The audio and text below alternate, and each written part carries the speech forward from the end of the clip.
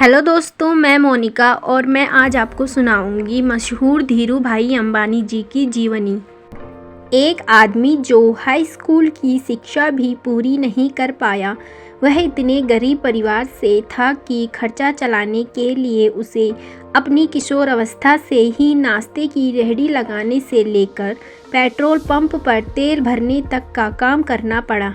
ऐसे लड़के ने जब एक वृद्ध के तौर पर दुनिया को अलविदा कहा तो उसकी संपत्ति का मूल्य 62,000 करोड़ रुपए से भी ज़्यादा था। अगर आप अब भी इस शख्सियत को नहीं पहचान पाए तो हम बात कर रहे हैं धीरू भाई अंबानी की। एक ऐसा सफल चेहरा जिसने हर एक गरीब को उम्मीद दी कि सफल होने के लिए पैसा नहीं, नियत चाहिए। सफलता उन्हीं को मिलती है जो उसके लिए जोखिम उठाते हैं। धीरू भाई ने बार बार साबित किया कि जोखिम लेना व्यवसाय का नहीं, आगे बढ़ने का मंत्र है।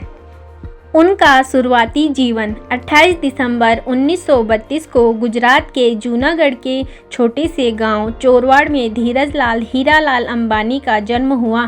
पिता गोधर्न भाई अंबानी एक शिक्षक थे। माता जमुनाबेन एक सामान्य गृहिणी थी। धीरू भाई के 4 भाई बहन और थे। इतने बड़े परिवार का लालन पालन करना अध्यापक गोधर्न भाई के लिए सरल काम ना था। एक समय ऐसा आया कि आर्थिक परेशानियों की वजह से धीरू भाई को पढ़ाई बीच में ही छोड़नी पड़ी और उनकी स्कूली शिक्षा भी अधूरी रह गई। पिता की मदद करने के लिए धीरू भाई ने छोटे मोटे काम करने शुरू कर दिए। उनके व्यावसायिक सफ़र की शुरुआत। यह उदाहरण कि हर एक सफलता के पीछे ढेरों असफलताएं छुपी हुई होती है, धीरू भाई अंबानी पर एकदम सटीक खरी उतरती है।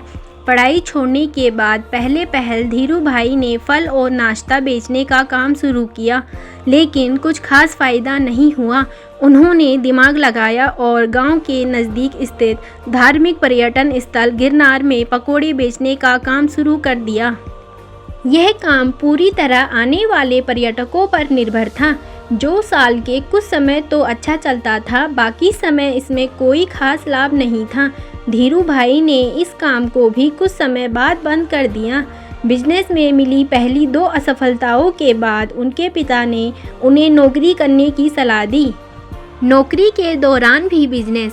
धीरू भाई के बड़े भाई रमणीक भाई उन दिनों यमन में नौकरी किया करते थे। उनकी मदद से धीरू भाई को भी यमन जाने का मौका मिला।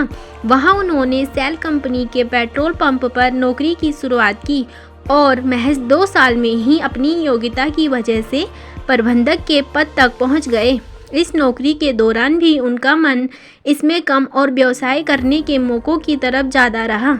उन्होंने उस हर एक संभावना पर इस समय में विचार किया कि किस तरह वह सफल बिजनेसमैन बन सकते हैं। 2 छोटी घटनाएं बिजनेस के प्रति उनके जुनून को बयां करती हैं। ये दोनों घटनाएं उस समय की है जब वह सेल कंपनी में अपनी सेवाएं दे रहे थे। जहां वह काम करते थे वहां काम करने वाले कर्मियों को चाय महज 25 पैसे में मिलती थी, लेकिन धीरू भाई पास ही एक बड़े होटल में चाय पीने जाते थे जहां चाय के लिए 1 रुपये चुकाना पड़ता था। उनसे जब इसका कारण पूछा गया तो उन्होंने बताया कि उस बड़े होटल में बड़े बड़े व्यापारी आते हैं और बिजनेस के बारे में बातें करते हैं। उन्हें ही सुनने जाता हूँ ताकि व्यापार की बारीकियों को समझ सकूँ। धीरू भाई ने अपने ही तरीके से बिजनेस मैनेजमेंट की शिक्षा ली, जिन्होंने आगे चलकर वाहटन और हार्वर्ड से पारंपरिक तरीके से डिग्री लेने वाले को नौकरी पर रखा। इसी तरह दूसरी घटना को उनकी पारखी नज़र और अवसर भुनाने की क्षमता की ओर इशारा करती है। हुआ यूं कि उन दिनों में यमन में चांदी के सिक्कों का प्रचलन था। धीरू भाई को एहसास हुआ कि इन सिक्कों की चांदी का मूल्य सिक्कों के मूल्य से ज़्यादा है और उन्होंने लंदन की एक कंपनी को इन सिक्कों को गलाकार आपूर्ति करनी शुरू कर दी। यमन की सरकार को जब तक इस बात का पता चलता वह मोटा मुनाफा कमा चुके थे। ये दोनों घटनाएं इशारा कर रही थी कि धीरू भाई अंबानी के पास एक सफल बिजनेसमैन बनने के सारे गुण हैं। चुनौतियां और सफलता। यमन में धीरू भाई का समय बीत रहा था कि वहां आज़ादी के लिए लड़ाई शुरू हो गई और ढेरों भारतीयों को यमन छोड़ना पड़ा। इस परेशानी के आलम में धीरू भाई को भी यमन छोड़ना पड़ा। ईश्वर ने एक सफल बिजनेसमैन बनाने के लिए परिस्थितियां गढ़नी शुरू कर दी। इस नौकरी के चले जाने के बाद उन्होंने नौकरी की जगह बिजनेस करने का निर्णय लिया, लेकिन व्यवसाय शुरू करने के लिए पैसों की ज़रूरत थी। धीरू भाई के पास निवेश के लिए बड़ी रकम नहीं थी, इसलिए उन्होंने अपने मामा त्रियंबक लाल दामाणी के साथ मसालों और शक्कर के व्यापार की शुरुआत की। यहीं पर रिलायंस कमर्शियल कॉरपोरेशन की नींव पड़ी। इसके बाद रिलायंस ने सूत के कारोबार में प्रवेश किया। यहाँ भी सफलता ने धीरू भाई के कदम चूमे और जल्दी ही वह बॉम्बे सूत व्यापारी संघ के कर्ता धर्ता बन गए। यह बिजनेस जोखिमों से भरा हुआ था और उनके मामा को जोखिम पसंद नहीं था, इसलिए जल्दी ही दोनों के रास्ते अलग हो गए। इससे रिलायंस पर कोई खास फर्क नहीं पड़ा और 1966 में रिलायंस टेक्सटाइल्स अस्तित्व में आया। इसी साल रिलायंस ने अहमदाबाद के नरोदा में टेक्सटाइल मिल की स्थापना की। विमल की ब्रांडिंग इस तरह की गई कि जल्दी ही यह घर घर में पहचाना जाने लगा और विमल का कपड़ा बड़ा भारतीय नाम बन गया। विमल दरअसल उनके बड़े भाई रमणीक लाल के बेटे का नाम था। इन्हीं सब संघर्षों के बीच उनका विवाह कोकिलाबेन से हुआ, जिनसे उन्हें 2 बेटे मुकेश और अनिल तथा 2 बेटियां दीप्ति और नीना हुई।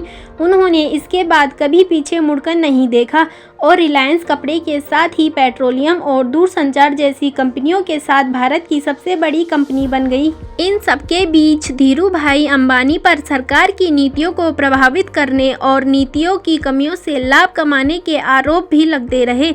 उनके और नुस्ली वाडिया के बीच होने वाले बिजनेस घमासान पर भी बहुत कुछ लिखा गया।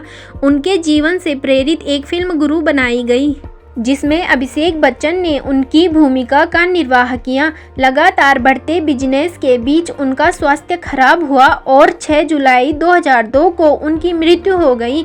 मृत्यु के बाद उनके काम को बड़े बेटे मुकेश अंबानी ने संभाला। तो दोस्तों, ये थी मशहूर धीरू भाई जी की जीवनी। आपको पता है उन्होंने ढेर सारे संघर्ष किए। तो अगर आपको ऐसी ही वीडियो देखनी है तो हमारे चैनल को please like, comment, share and subscribe करें। तब तक के लिए मिलते हैं एक नई वीडियो में। Bye, love you, thank you all.